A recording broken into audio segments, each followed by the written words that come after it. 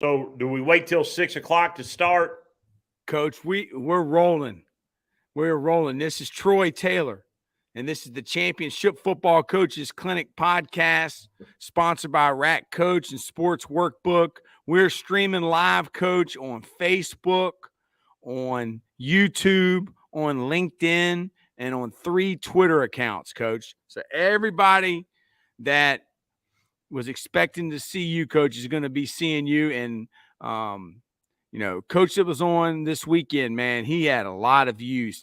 Coach, for anybody that doesn't know, tell the clinic a little bit about yourself and where you're from, Coach. Sure. I think a big piece of who I am and where I'm from, my dad was a high school football coach. He was a head coach he's an assistant at Lafayette in Lexington, Kentucky. Then he was a head coach at Boyle County and Mercer County. And he wasn't my high school coach, but my high school coach was hired by my dad, Larry French. And Larry French has gone on to a great career. And actually, Coach French is still coaching. His first year as a head coach was 1978, and he's still going. Man. So, being a coach's son is a big part of, my experience. So after high school, I went to Center College. I was the lowest form of life there is. I was a Division III scout team quarterback, and I was every bit as bad as you would imagine that would describe. So I was right there with you. I had a lot of fun, but I tore out my ACL, and it got me into coaching a little bit quicker. And so I went back to help my high school coach, Larry French, at Mercer County. And on that staff was your guest this past Sunday, which was Chuck Smith. And Chuck was hired right out of college playing at UK. So I got to know Chuck. We worked a little bit together. 86 was the first time ever in Mercer County school history. We won our district. We won our region, got to the semifinals. It was a huge deal. And I tell you what, it's a lot of fun. I think the coolest things of all are when you can be part of something that's never happened before at a school. And really just had so much fun. And really that experience, I always say this, that experience really sort of got all of us hooked, and why I think we stayed in coaching. Had we not, I think we might have gone some different paths, but that year was just so fun and so memorable. But anyway, so after being at Mercer a couple of years, as an assistant, finishing up in college, I went to Paris High School, was an assistant there for 4 years. Homer Goins, a legendary high school coach, was my principal. He hired me. I worked for Roger Greneisen, another legendary coach, learned a lot from Coach Greneisen. And then I got to be the head coach at Paris for 4 years and enjoyed that. Then I went to Mason County High School, where I was the head coach for 19 years. And then after those 19 years, I came back to my hometown in Mercer County, which had since merged with Old Harrisburg High School. And I was the head coach in my hometown for 7 years. And, it's sort of interesting right now we're having these conversations because I hope that I'm in between jobs and I'm in the middle of job interviews. I had an interview yesterday. I've got another one coming up on Monday.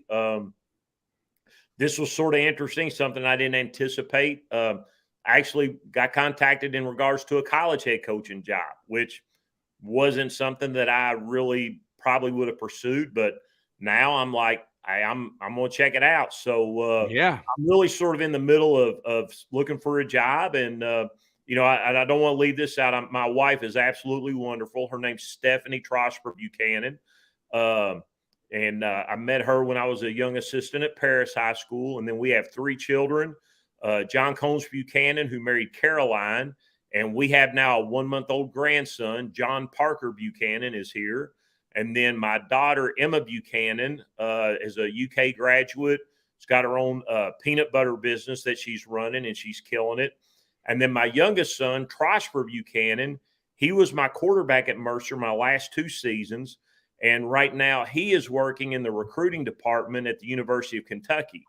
And he's basically getting a doctorate right now in player evaluation.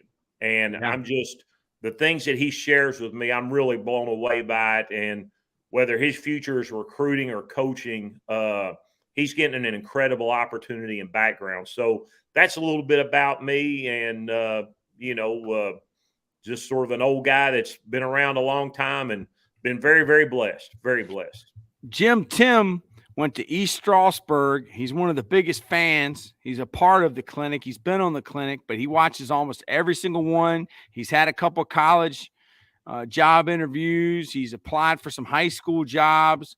He's up in Rochester, New York, and he wants to know, Coach, what is the best way to present yourself during the interview to get to the top of the list? Man, I've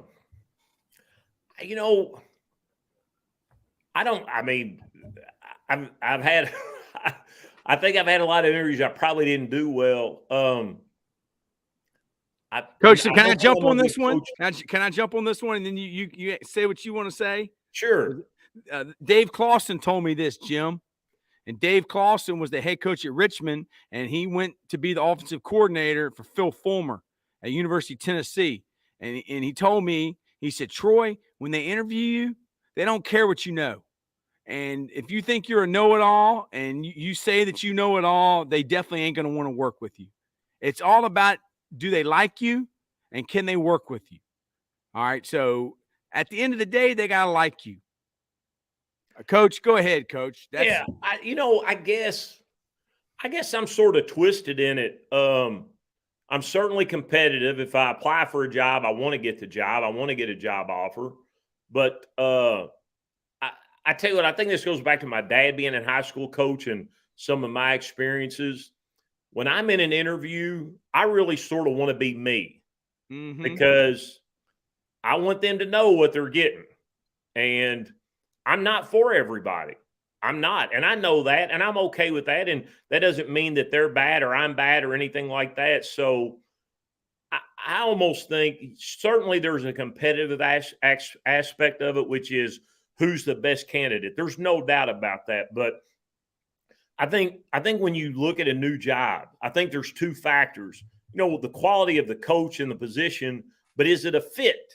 And I really do. I sort of try to be me. So if they're like, hey, this guy, he fits, he's what we need, or they're like, I don't want there to be any surprises. I don't want my first day on the job, they're sort of blindsided by, whoa, we didn't know this. This ain't the same guy as the interview.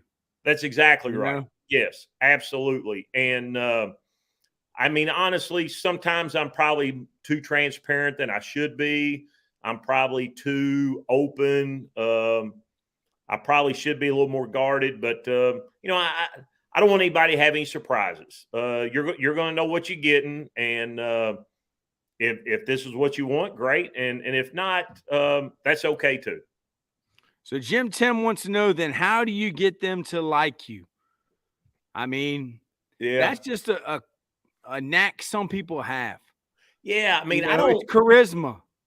I guess I don't know. It's sort of, and I don't mean to be difficult to get along with here, but I know this isn't going to sound very good. I don't really think a whole lot about getting people to like me. I try to offer quality that's going to benefit people, and for example, I'll tell my players this sometimes. Whether you like me or not is really sort of overrated. What you've got to understand is that we're trying to help you be your absolute best. I think sometimes, at least people that win and people that want to win, they want who's going to help them be their best, not so much who they're going to want to hang out with. Yeah, what you can bring to the organization. Right. And I just think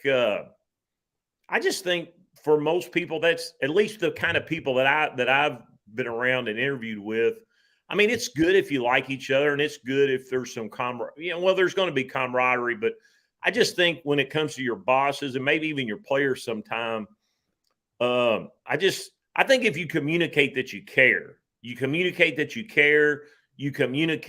that you want what's best for that individual on and off the field, then I think that sort of takes care of whether you like me or not. And I don't know. It's just I hate to be difficult, but whether or not people like me, that just hasn't been a real big priority for me. Yeah. And maybe that's gotten me in trouble. Maybe that's why You've been some jobs I haven't got. Yeah, you've been successful, and if they don't want you in the interview, then it probably ain't the right job. Yeah, I mean, and I don't want somebody to be like, oh, you're not what we thought, or I misrepresented myself. Be yourself. I don't think that's good. All right, so Jim's expanding on his question here, Coach. What happens during an interview when they give you a challenging question? Do you answer it the best way you know how, or ad lib? Here's the hardest question. Yeah, I'm going to answer it the best I can. I think sort of a standard practice for some people is they might even say, you know what, I'd really like to, look into that a little deeper if it's something that, say, it's a topic that that I'm not familiar with, but I always ask it the best I can, and I answer it honestly. Again, that goes back to being who you are. I'm not going to answer a question one way in an interview, and then when I'm on the job, I'm going to do something different. I'm going to be because I do think that this is the case. Most of the time when you're interviewing for a job, the guy that you're replacing, there were issues, because there are with all of us. All of us have things people don't like. So when they ask you questions, what they're sort of getting at is, these are things we didn't like about the last guy. What's it going to be like with you? And I think you need to be honest and answer it so that everybody sort of knows what they're getting. Like, this is a tough question, Coach. How would you answer this? Give me an instance where you had conflict with a superior, and how did you handle that? I got a couple good ones now, Coach. Tim, remember these, because these are the hardest. I've had those a couple. First of all, I always try to be polite and professional. Now, behind closed doors, I'll say I'll be pretty open about what I think. But I will say this, though. I never badmouth my bosses in public. Never. Yes. Now, behind closed doors, it may get ugly. I may raise my voice. You're not a yes man. You give your opinion, and your opinion might be different, but at the end of the day, you're a team player. But also, though, and I do want to say this, but I recognize, though, and this is important too. I think it's okay to also recognize, your boss is your boss. There's a level of respect that needs to be there. You need to be professional, polite. I try to sort of keep a lid on it. I'm not going to lie to you. I haven't always kept a lid on it. And, because I want to get another job again, I'll probably keep a lid on some of the things that I said that weren't too good. And never anything that wasn't the truth. But I do want to stress this, though, that I think it's really important. When you have conflict with your bosses, you never discuss that outside of your bosses. And I think you can let your staff in, but your staff has got to understand that, hey, this doesn't go past our staff. And you've got to be loyal to your bosses out in public. And I would say this, if you are in a position that you can't be loyal to your bosses, then you need to move on, because you have to do that. And I would say this too, if you're not loyal to your bosses, that doesn't say anything about your boss. It says everything about you. If you're not loyal to your boss, there's no reflection on your boss. That is a reflection of you as a professional, as a person. So anyway, I mean, I don't know if that answers the question or not. Yeah. Behind closed doors, I'm pretty open. But I'm never going to badmouth my bosses in public. Never. So Tim said, so you're allowed to get angry behind closed doors and raise your voice, thought that comes across as unprofessional. Tim, I mean, dude, if you're a person like me, I mean, you meet people's energy, where their energy is. And if that means that we're getting nose to nose, then, I've almost been in fist fights and staff meetings over muddle huddle. But this ain't with the head coach. I've never gotten close to getting in a fist fight. Now we've gotten loud, but I will say that to Jim Tim's point, and I think he's got a good point. I think the lower your tone of voice can be, I think if you can not get angry, I think that's better. I really do, and that's the best way to operate. I'm just being honest. Yeah, there have been times that I got a little wound up, but to me, behind closed doors matters, but what matters even more so is what I'm like out in the community. And again, and I want to stress this because I think this is an important point. What you say in the community is a reflection of you and your character. It's not your boss's. It's not. Your character, you've got to. Now, if you can't say anything good, don't say anything, period. Just keep your mouth shut. But you never badmouth your boss in public. Never. Yeah, because I mean, a lot of times people ask you, well, what do you think about that guy? You know, they don't want you to say that guy's a great guy or he's a great principal. They want you to say something negative. So then they can go back and say, hey, Troy said this about, so-and-so. Here's another one, Jim Tim. Coach, where do you see yourself in 10 years? That's the one they ask you, man. Like, you better say what, Coach? Well, I tell you what, if I'm going to answer it, and this is one of those that I might think a little bit about how I answer it, but where I'm going to be in 10 years, the first thought that comes to mind for me is I'm going to be where God wants me to be. Mm-hmm. That's what I'm going to be doing. Now, that's the first thought that comes to mind. Now, am I always going to verbalize it exactly in that frame? No, I'm not. I mean, it'll sort of, it depends on where I am in my career. If I interview right now in a position and they ask me that, I think I would say best case scenario, we really get things on track here and I'm coaching here. I think that's how I would answer that right now. But I'm really, I just sort of try to be open to, look, I may be here for 20 more years. I may not. I mean, I may things may go in a different direction. So I really sort of think that, that just sort of depends. I know that, wherever I am, my family's going to be very important to me, my faith. So I think in my situation, which I hope is for all of us, or at least in cases of, your faith, I'm a follower of Jesus Christ. Yes, coaching football is my passion. It's very important to me, but I'm a follower of Christ first. And, just to give you an example, I grew up as a Methodist, and that was my history. If you had told me 10 years ago that I would be living in my hometown, attending Harrodsburg Baptist Church and being a deacon in the Baptist church, and not be the head football coach at Mercer County High School, I would say you're crazy. There's no way that's ever going to happen, but that's what happened. So I've got an openness to what I think. Why did it happen, Coach? Why did it happen? Say that again. Why did it happen? Why did what happen? Why would you say that you would not believe that you wouldn't be the head coach at Mercer County, and why are you not the head coach at Mercer County? Why is that so shocking? I just think because all I've ever done is football. I was a coach's son. I've been around it. I don't think I ever really saw any time on the horizon that I wouldn't be coaching. But the other thing too, when you come back to your hometown, there's some different dynamics. And, I do think this is an important concept for all coaches. And I'm not going to kid you. There's details I don't want to get into. It wasn't anything bad. My bosses weren't going to fire me. I love my bosses, Jason Boer, Donald Smith, Spencer Tatum. I love those guys. But I do think this is true. All coaches have a clock where they are.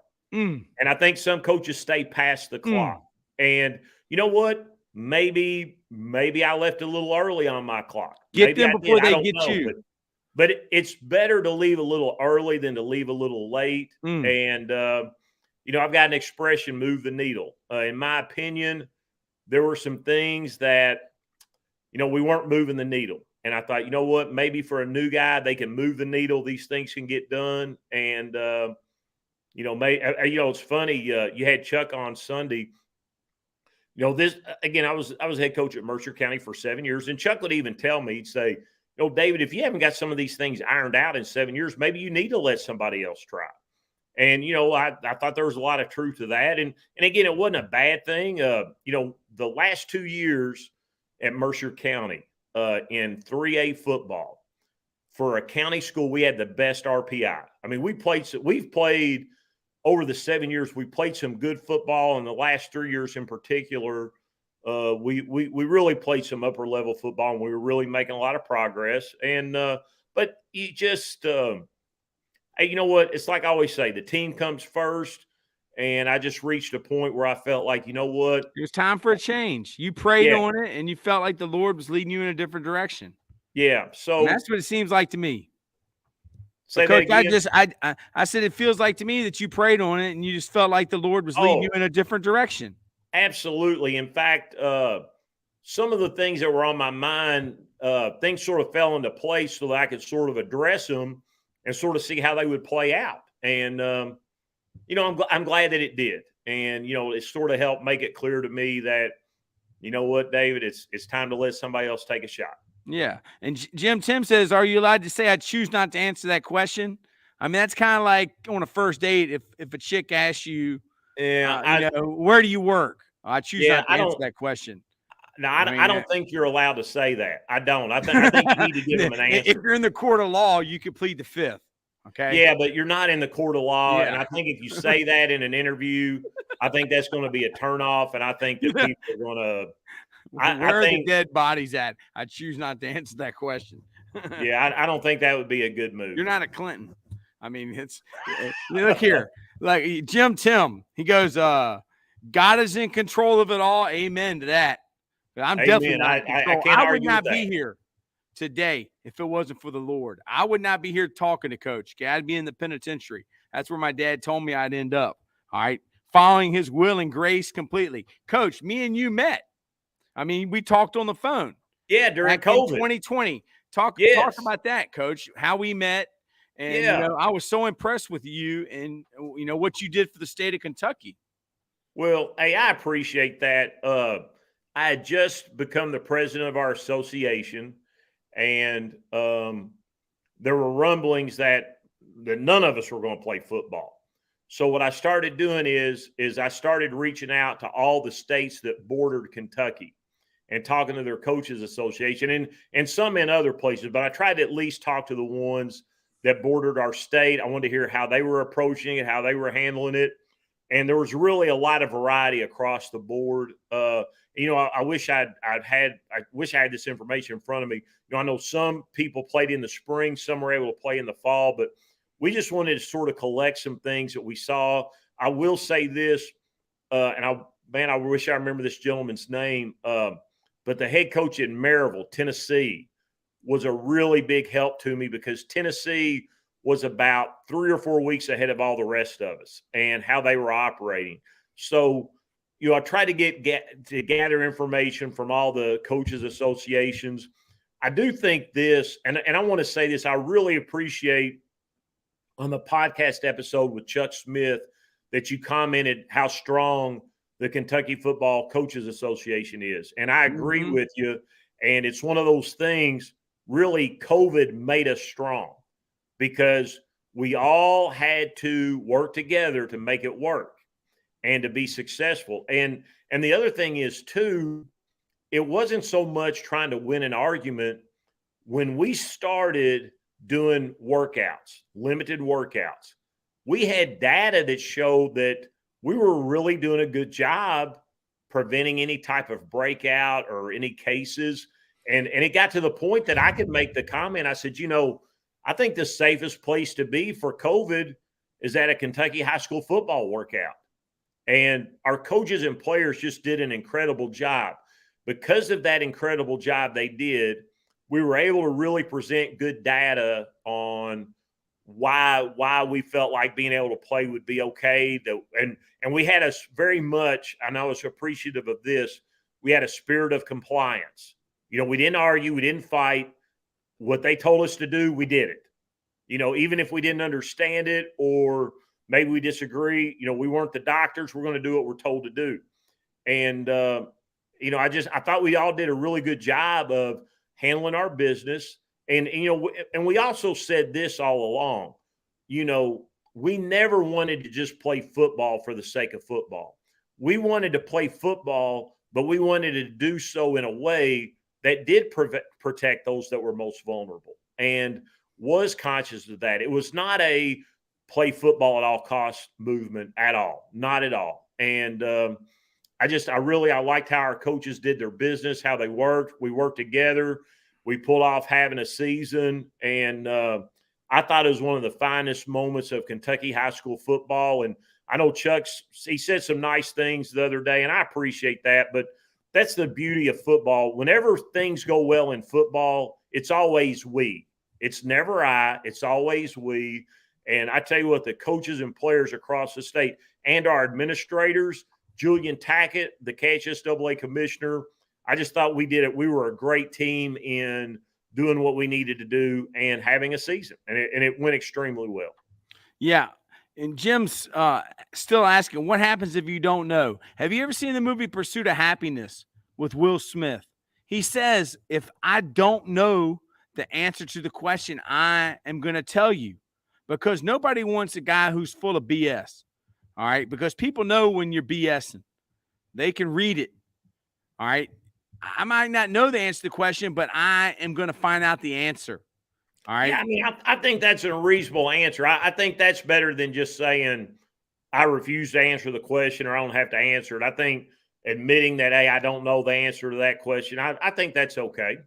Yeah. And what question would it be, Tim, that they may ask you in a job interview that you would not know the answer to? Because if you don't know the answer, you might not be the right person for the job. But I'm just asking, present the question to Coach and me, and we'll see, what we can do to help you, Jim. Here's another thing, Coach. Your dad was a coach. You're a coach. Your son's a coach. Your son probably didn't get the job at UK just because he just applied. He's not just sending resumes. Go to people that you know. It's who you know. It's who knows you. Preach on that, Coach. Well, the thing about my son, his dream his real dream was to be a college football player and a quarterback. And, when he realized, he was not going to be a scholarship player, then his dream was to be a preferred walk-on. Well, that didn't work out either. But what he did have was an opportunity to get into the recruiting room. And for him, it sort of has turned out better because he's getting to do more of the things that can open doors for him in coaching. So, has it turned out for him exactly the way he pictured it? No, it hasn't. But I think it's turned out better. And, as you said, I don't think you can underestimate the value of networking, of making connections with people, of doing things the right way, handling things well, keeping your social media in a positive light that, we're talking about that interview. If I've got something right now on my social media that's not going to be good, potential employers are going to see that. Okay. He's got a question here. Okay. If they had problems with the last person, they tried to pull a scenario, how would it fit if I were the same type of coach to fill in the blanks? Hey, we don't like, they said, Coach, go ahead, Coach, and I'm going to say what I want. I think it goes back to what we all started with, which is I think you got to be yourself. And, I don't think I would do this. I don't think I would answer. And some guys would say, hey, get the job and then do what you're going to do. Some people would absolutely answer it that way. That's fine. That's just not me. I just sort of like everybody to know what to expect, and then there's no surprises. But that's my preference. Some guys they'll say what they think the interviewees want to hear so they can get a job, then they go from there. Yeah, I mean, I got asked on one job, what's your sideline going to look like during the game? Well, it's going to look like a scene out of Animal House. All right. And I'm Jim Belushi. All right. I'm Pluto, whatever his name is, Bluto. All right. Yeah. I like it like that. I like a wild sideline. All right. And if they don't like that, Tim, then you might not be the coach for them. All right. There was a reason that they hired Pete Carroll after Bill Parcells. And then there's a reason they hired Bill Belichick. Oh, sell yourself. I get that. What makes you different? That's the specific question they have asked me. Here you go. I know you show them your personality. You're worth that thick and so on. You sell yourself to them. What makes you different? What makes you different, coach, than the last coach? What if you were asked that on that college job? What makes you different than the last coach? You don't have to give me specifics, but how would you answer that? You know what? I probably would say, I want to do a good job of letting you all see who I am. I'm not sure that it would be, I'm not sure I'm crazy about what makes me different from the other guy, because that sort of turns into, I'm probably going to be negative about the past coach. And I don't think that's productive. So I would probably just say, hey, I want to give you a true picture of who I am, not so much how I'm different from the last guy. That's not really what I'm after. I don't think, I mean, I've followed 3 coaches now, one that I worked for, one that, had a rough time. I don't think he'd had a lot of experience. Then I followed an old friend who'd been a very successful coach here in Kentucky. I really don't want to go down the road of how I'm different. I'd rather just say, okay, look, this is who I am. And, what's in the past is the past. I don't like talking a whole lot about what happened before I got there. I just don't think it's real productive. And if I do talk about what happened before I got there, it's going to be positive. Yeah, you're going to talk about what you're going to do because, I mean, you weren't there. You were not there. And then, Tim, you need to interview yourself. Well, Troy, I work for, my mentor coach is the hardest coach of all time. I can show you him eating glass before a game. He was an Army Ranger, and he worked for Louis Vuitton. He worked for Saks Fifth Avenue, and he would interview himself. Well, Troy, tell us a little about yourself. Well, I'm from Chesterfield County, and I've coached football, boom, boom, boom, boom, boom. Okay, well, Troy, tell us a little bit about how you handle fundraising. And then you answer the question. Interview yourself. Practice. Tim says, didn't you get a lot of sideline warnings? Yes, I get a lot of sideline warnings. They start throwing penalties as soon as I walk on the field. Okay, I'm the most penalized coach of all time. I have the latest late hit of all time as a player. All right, I've been suspended, kicked out of games. Coach, have you ever been suspended or kicked out of a game? No, I have not. So you've never seen a football coach actually get ejected from a game? Do they do that in your state? I guess they do, but I don't think I've ever seen anybody get ejected. I've been ejected twice. I got you. Well, hey, yeah. If you got an edge, you got an edge. Be you. I got it, Coach. Embrace Jim Tim. Embrace Jim Tim. Woody Hayes embraced Woody Hayes. And when he punched the player, do you know what he said? I just got fired. He knew it, didn't he, Coach?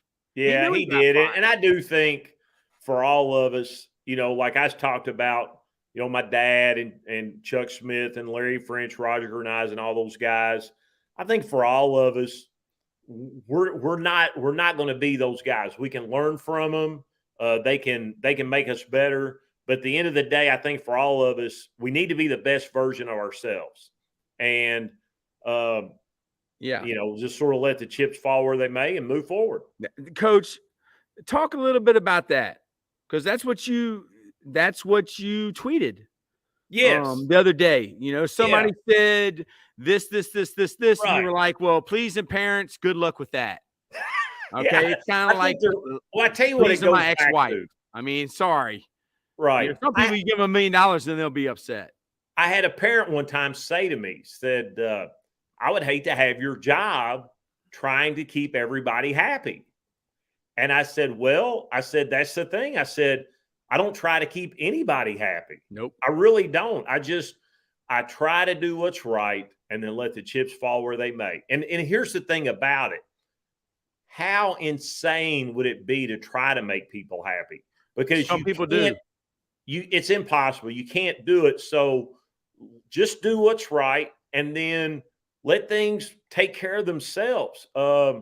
Because you're a fool if you're trying to please people. If you want to make people happy, sell ice cream. That's what Nick Saban says. Yeah, I mean, I just think that's, it sort of goes back. And and let me say this, I don't want to make people dislike me. I don't want to be a jerk. I don't want to alienate people. That's not the point. But I just think when we get into like and all that kind of stuff, I think we're talking about the wrong things. I think it's subjective. What we got to look at is, do we love our players and do we want to help them be the best they can? Yes. Now, there's a big difference. My dad, I would call him a player's coach, but it wasn't because he was warm and fuzzy. It was because what was in their best interest was more important to him than winning a ball game. And I just think sometimes when you start talking about liking or keeping people happy, I think you start working on all the wrong things. I think when you think in terms of what's best for this individual, what's the best way to hold them accountable because you love them, now you're talking about the right things. And, the like and dislike, it'll come out in the wash. Some people are never going to like you, and that's fine. But you know what? Well, a lot of times, 5, 10, 15, 20 years later, people are like, you know what? I know you're trying to help me. I know you're trying to get my attention. I know you were trying to do what's best for the team. I mean, you just need to just do what's best for people and love them. And I think it's wasted energy to worry about people liking you. Or making them happy. I mean, one thing you can do, Jim Tim, is go on to that school's website. What's their mission statement? What's important to them? Our schools is work hard, play hard, and take care of each other. And we want to, first, we want to change lives. 2, we want to help get people to the next level, whatever that means. Okay, go to college, go to the military, go to trade school, and then build champions for life. So, like, everything we do is based on that. So we're in it for the kids. So, like a guy told me once, Coach, when we were starting to try that association, Mike Smith, 12 state championships, Hampton Crabbers. If you're in it for the kids, then I'm in it for you. We do this for the kids. Like, yeah. If you're in it for the kids, then I'm in for you. I support you. But when someone can tell when they're not in it for the kids. People can tell when they're in it for themselves. People can spot a phony. I mean, they sure can. Coach, administrative support. How important is that in being a head coach? Some coaches think they can just go in and win no matter where, no matter what. Football demands so much in terms of resources and staffing. I would almost argue that football success may reflect more of administrative and community support, even more so than coaching. Coaching matters. Don't misunderstand me. That's critical. But ultimately, the things that you need to win, you need to have in place. For example, one of the things that's been big in Kentucky with the better programs is having in-school weights. Now, that doesn't mean everybody has in-school weights, but a lot of programs do, especially a lot of the public schools that are successful. So, I think administrative support, again, I think a lot. I don't think people really appreciate how important it is. It's absolutely critical. You don't know it until you don't have it. Yeah. And when you don't have it, you know it. And you're like, wow. Like, there's a reason people can't win places. It's because they don't have support. I want to share this story about a friend of mine, very successful coach, multiple state championships. When he was building his program, he got a lot of complaints, and the parents would call the superintendent, and the superintendent would tell those parents, say, hey, he's our coach. End of story, end of discussion. And he never even told the head coach he was getting those phone calls. He just handled it. And the reward was because they stuck to it, they ended up having a whole lot of success. But, to me, that's a great example of how critical your administration is, because, when the superintendent squashes that type of parental complaints and interference, now the coach can focus and do his job. And that paid off big time for that school. But that also goes back to this. That was an excellent head coach in that scenario.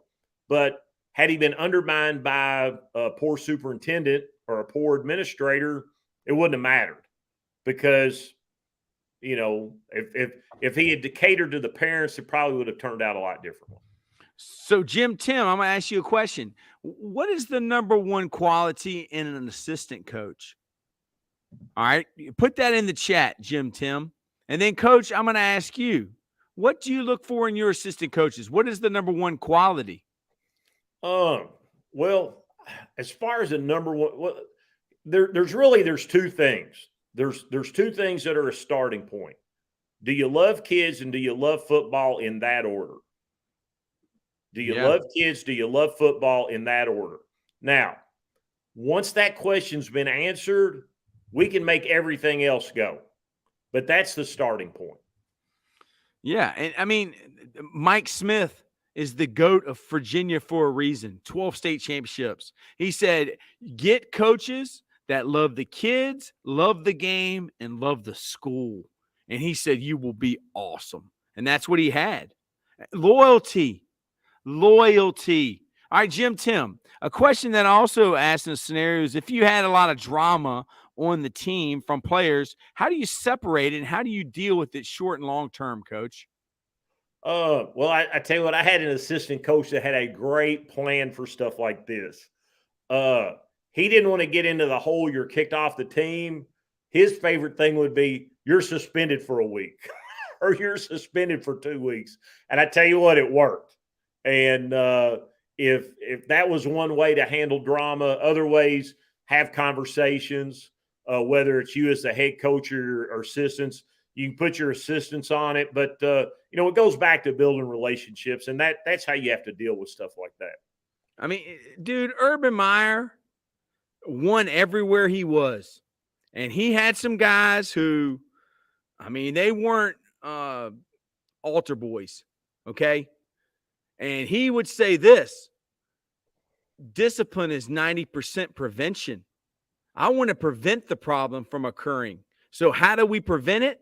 That we squash anything when we see any instances of something occurring. We have coaches in the locker room monitoring the players. We're going to prevent it from happening. And then if it does happen, we're going to deal with it. Like Coach said, there's going to be consequences. But first, we're going to be proactive. Yeah, that's a great example, because I've done this with my coaches, and if they deviated from it, we would correct it. But when our coaches are getting ready for practice, their office was right next to the locker room. And I would tell my coaches, unless you're standing there naked, both doors are open.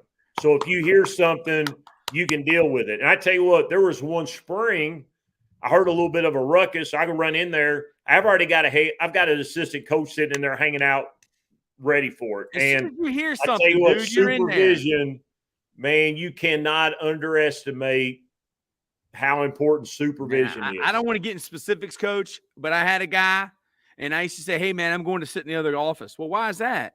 Well, because it's next to the locker room.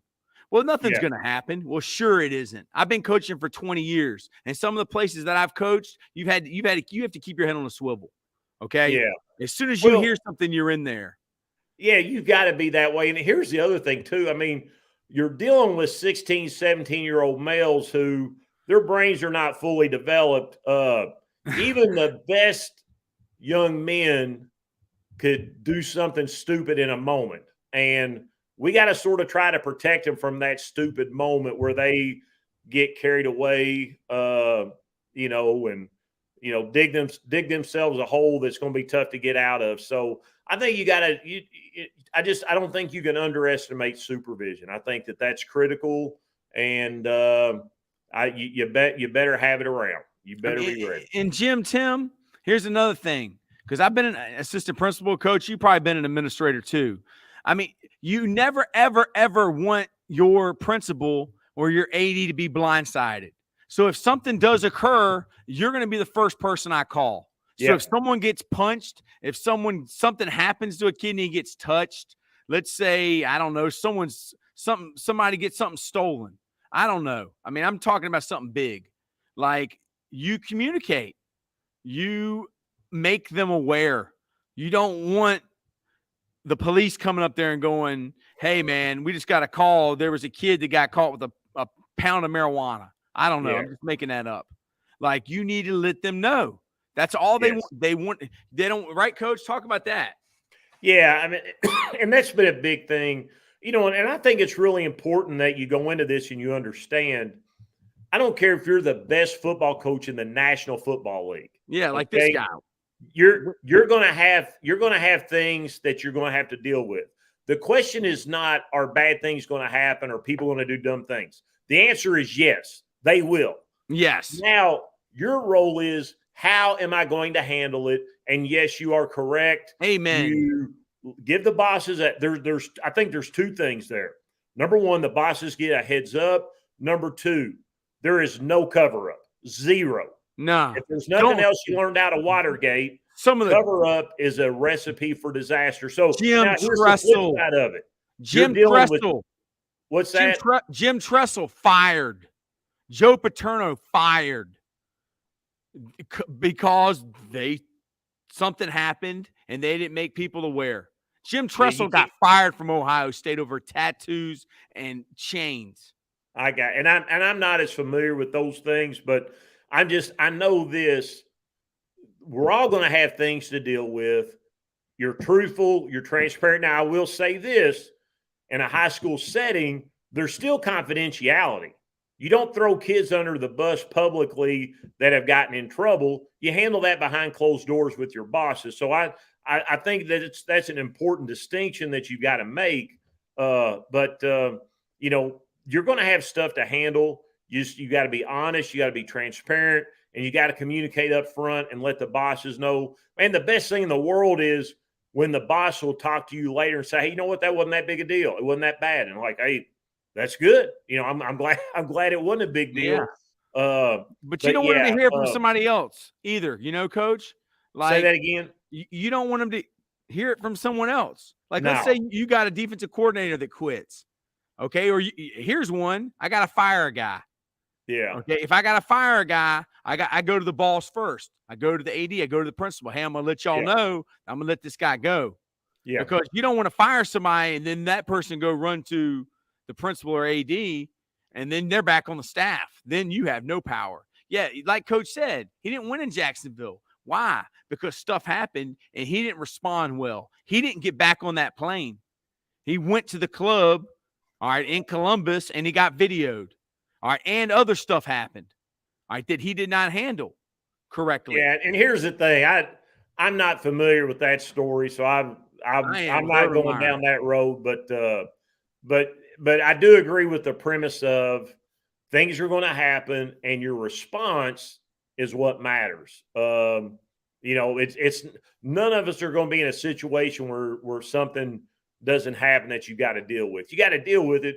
You just got to make sure you handle it the right way. And that's the perfect saying. Everybody wants to be the head coach until it's time to be the head coach. That's right. Assistant coaches don't have to deal with calling the principal. Assistant coaches don't have to deal with calling parents. They don't have to deal with calling the AD. They don't have to talk to the media. Everybody wants to be the head coach, don't they, Coach? Until they have to be the head coach. I had an assistant coach. He loved it because he understood exactly what you said. It'd be Friday night. He's walking out the door. He'd yell, Coach Buchanan, Mr. Smith is here. Hey, I'll talk to you tomorrow. Goodbye. And he's walking out the door. But because he knew that, he's like, that's not my job. That's the head coach has to handle that. And you're right. And there's a lot of things. There's a lot of tough parts, hard parts that go into being a head coach. And I always get back to this. If you're not, I'm not saying you'll enjoy it, but if you're not willing to do those hard things, then you don't need to be a head coach. Only be a head coach if you're willing to do the hard things and have the really hard conversations. Because if you're not willing to do that, you're not going to be an effective head coach. You're just not, because they're going to happen. And really, I think the long-term success of a coach, it really boils down to, how does he handle the toughest situations? If you handle the toughest situations well, I think you've got a shot at being successful. If you handle the toughest situations poorly, I don't think you're going to last very long. Amen. Amen. You know, and this whole deal with Joe Paterno, like he's putting on here, you know, he went to the police, and the guy kept in office. He kept in office in their facility, and they knew what was going on. So yeah, I'm not going to get into the Joe Paterno thing either. Yeah, I mean, you know? This sort of goes back to Jim Tim's original question about, can I refuse to answer a question? There's so many details of Paterno and Urban Meyer, or Coach Tressel. I'm sure not going to go down that road tonight, because there's a lot of things I don't know, and so I'm going to mind my own business on those. So I guess I'm going to take Jim Tim's lead on that and say I politely refuse to go down that road and answer that question. Yeah, I mean that ain't got nothing to do with us. But I mean, what can you tell the younger coaches out there, the guys that want to move up, the guys that, I want to go to college, I want to go to the NFL, I want to be coaching Alabama, you know, I want to be the head coach, and they're 22 years old. Talk about the young coaches. What do you think, Coach? Well, I think young coaches are like any other demographic. I think, you know, they come with – I don't think there's a stereotypical young coach. I think there's a lot of varieties. But I would say there's two things. If I'm a young coach and I want to climb the ladder, there's two things I've got to do. Number one is I've got to do an incredible job where I am right now. I mean, I've got to blow it up. My quality of work, my quantity of work, I've got to be a great listener, because whatever my head coach wants me to do, I need to do it, and do it at a very high level. And then the second thing I would say is, now you need to network, and you need to start building relationships and contacts. And, you know, and I think that's a big piece of it. But, you know, that's one thing about it. With social media now, I do think younger guys can probably show a little bit more of who they are than, say, what they could 20 years ago. So I think that's a plus for them. But I don't think there's never a substitute for doing a great job in the job that you're in right now. That's always going to be the best way to advance and to be successful, in my opinion. I mean, what you do is your resume. Every day you show up to work, Jim Tim, that's your resume. Because someone's going, man, yeah, that dude, he's going to be the next head coach. That guy, man, he's going to be moving up the ladder. You know, dress for the job that you want. You know, be what is that old saying, Coach? Show me your friends, I'll show you your future. Surround yourself with people you want to be like. That's the cheat code to life. That's what Mr. B said. He wants to be in shape. He wants to be a bodybuilder. Well, now he hangs around with bodybuilders. So if you want to be a coach, hang around with coaches. You want to be an alcoholic, quality coaches. Hang around with alcoholics. Talk about that, Coach. Preach on that, about quality coaches. What's the difference? Hey, great question. Here's what Vince Lombardi says the difference is in a good coach and a bad one. The good coaches know when it's right, they recognize it, and they see it. The bad ones, they can't tell. But that's coming from Lombardi and Run to Daylight. Give me an example. Give me an example of what you mean by that. I think that when you, as a coach, like, and this is when those times that I would start getting excited about playoffs. In October, when I see our defense playing good fundamentally, taking proper steps, getting to the ball, it just looks a little different in October than it did in September. At least I sure hope so. If it doesn't, we're in trouble.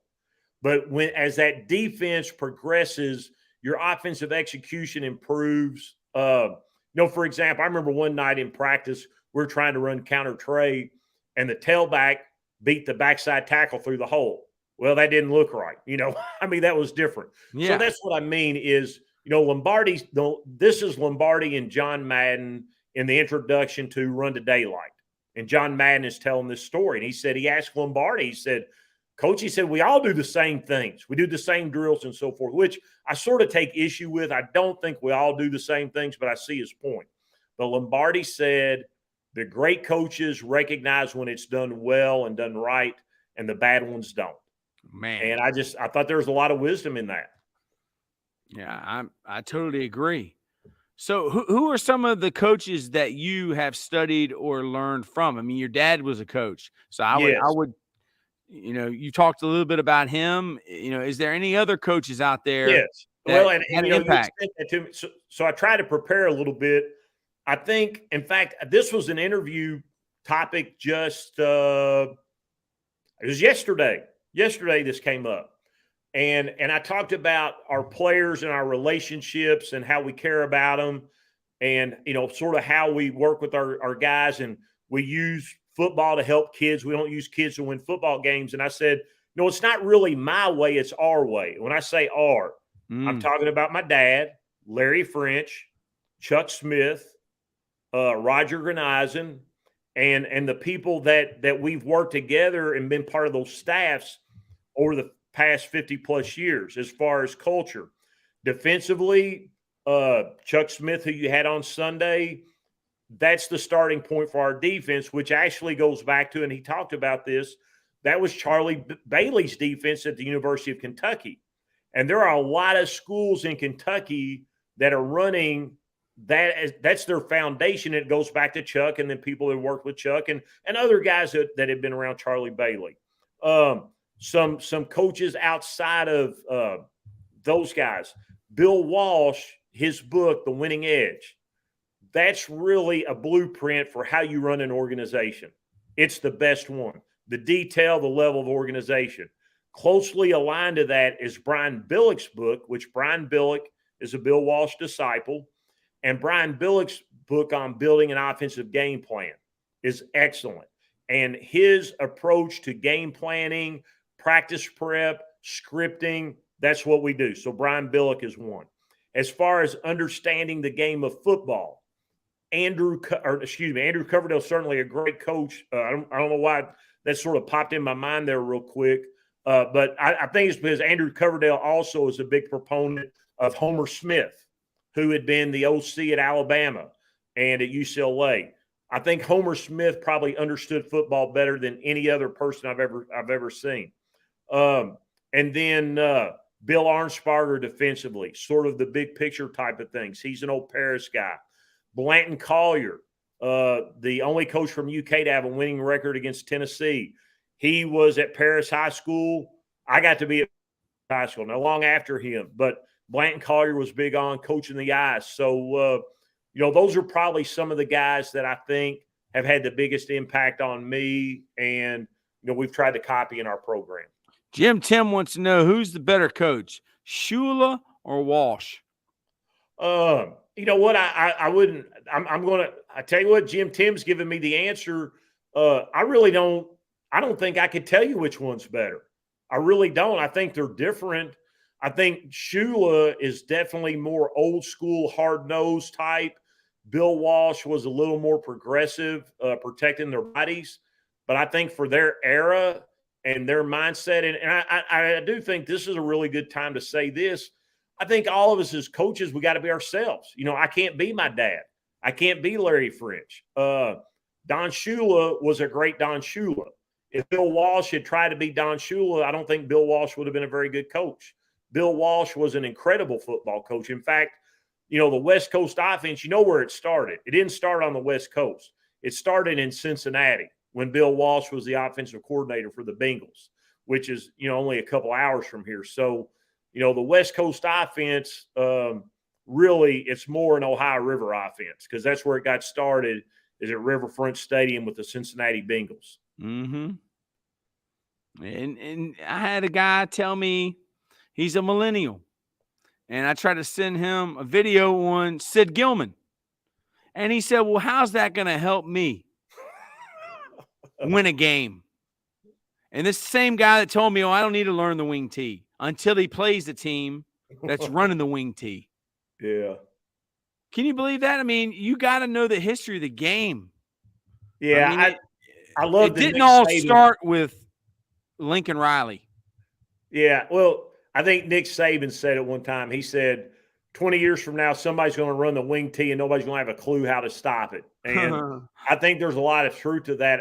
But I will say this along those lines, and I really do believe this. I think if you're going to be sound defensively, you have to be sound versus option. And I know that traditionally we think a triple option, under center, wishbone, split back veer, that type of thing. But you've got to apply those same principles now to RPO type stuff. But I really think if you're going to be sound defensively, you've got to be sound versus option football, whether that means RPO, dive, inside veer, outside veer, midline. You've got to be option sound. And if you're not option sound, I think you're going to have a tough time being sound on defense. No doubt, Coach. Coach, we've been on here an hour. We could stay on all day. Is there anything that we did not touch on that you'd like to talk about, Coach? Because, I mean, you have your own podcast. Talk about y'all's podcast, Coach. Hey, I'm glad you brought that up. I got on my shirt. The Chuck and I have started our podcast back in August, and we're interviewing coaches from Kentucky. We've had some special guests in the off season, and we call it the coach's office behind the scenes, and we really do. We want to make it like, which I think you and I have done also. We want to make it to where it's like, hey, we're having a conversation, and I always say this. The head coach would point at the door and say, "Shut that door," and then whatever next was, hey, it's just for the staff to hear. But to some extent, I think our podcast, our listeners are on the other side of that door, and they get to hear some conversations that they probably don't get to hear anywhere else. And that's one thing. Right now, Chuck and I, neither one of us have a team. I hope I can find one again. Chuck he's not going to be. I don't think Chuck's going to be a head coach anymore. But I do think we're both a little more open and honest maybe than we would be otherwise. Although I tell you what, we're both sort of, hey, we are who we are, and if you like us, great, and if you don't, it's okay. Yeah, Coach, you got a question here from Wyatt. Okay. Does a high school program have to be involved with youth football 5th, 6th grade to be successful? How involved? How do you avoid burnout or bad experiences as youth players? Is youth a good idea? That's one thing Chuck talked about. Yeah, that's a great question. I tell you what, over the years, and I'm going to stay out of getting into specific communities, but this is what I've seen in a lifetime of high school football.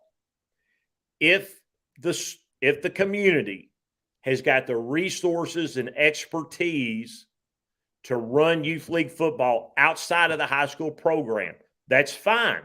Now, there should be some cooperation and coordination with the high school program.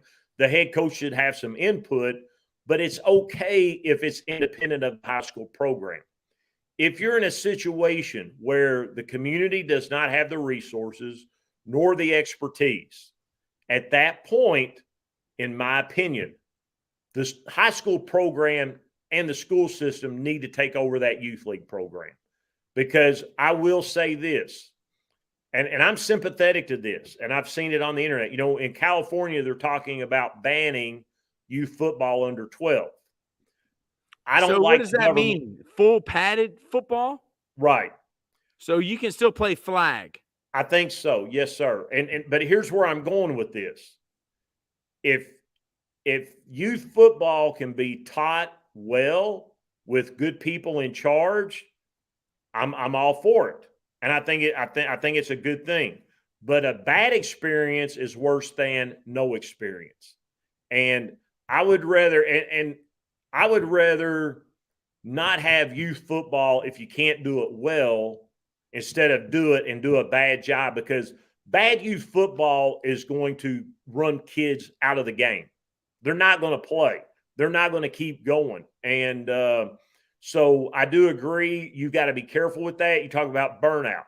In my opinion, all football other than the high school varsity team should be done by Halloween. It should all be done. And, Another thing too, and I mean, this is not a very modern concept, and I want to say this too. I don't always get my way, and I can adjust and adapt, but I do think this in regards to youth football.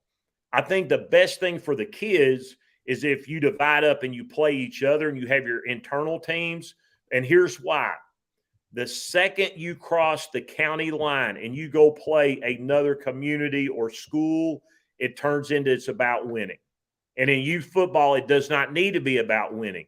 It needs to be about, number one, having fun, and number two, teaching the game properly and safely. Those are the priorities. It's not winning. But when you cross the county line, now the adults want to win. And I do think something that's gotten us in a little trouble is I think sometimes kids and parents are seeking a high school experience in the elementary school. And I don't think that's beneficial. And I think that goes to your burnout. If you win a state championship in youth league or middle school or a national championship, I've heard kids say, well, why do I need to play in high school? I've already got a ring, that type of thing. And not that everybody thinks that, but I do have a different perspective on youth football. But I say it's different. It goes back to guys like Homer Rice at Fort Thomas Highlands. Homer Rice was also the head coach of the Bengals. My rival when I was at Mason County was the Russell Red Devils. The Russell Red Devils were at their peak when their 7th and 8th graders were divided into 4 teams and they played each other. That was when they were their best because they were having classes of 20 and 30 kids. And they were running a 2 tight end wing tee. They could throw waves at you. They did a phenomenal job. And I still think, and those are still good programs, but I think that they were at their best when they had that setup. Now, maybe you can't do that now. Maybe the culture is not going to allow people to still have that style of youth football. But I think that's the best for, to me, good youth coaches are how many of your guys came back and played the next year? If they all come back and play, I'm going to say you're a very good youth football coach. If you had 20 and only 5 came back, I don't think you're a very good youth football coach. And the other thing too is don't try to make them tough. Don't try to make them tough. Teach them the game. Football is a tough game. If you play football properly, you're going to be tough.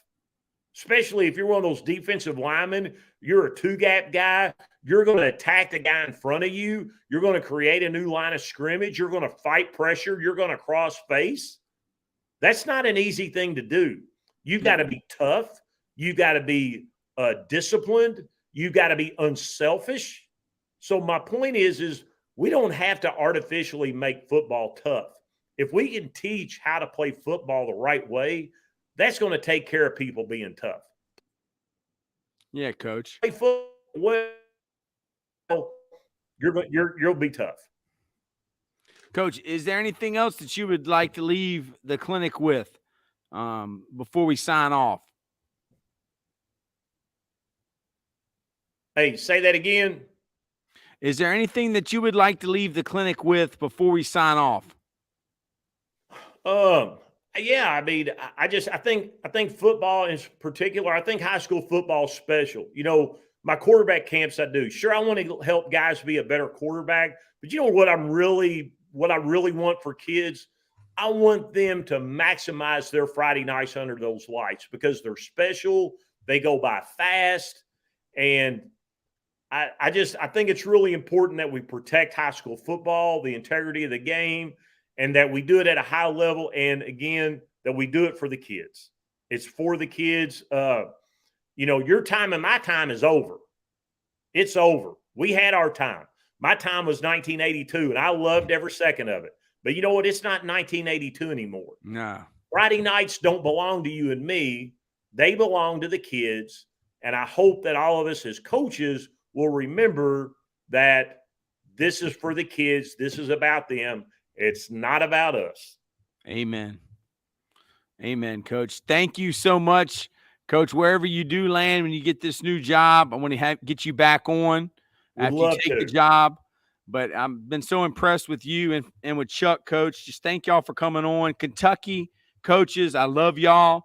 We're over here in Virginia. My dad's from Appalachia, and that's on the other side of the mountain, Wise County, I think, from Lynch or Pike County. I can't remember. There you go. Well, y'all are good mountain people. So we are.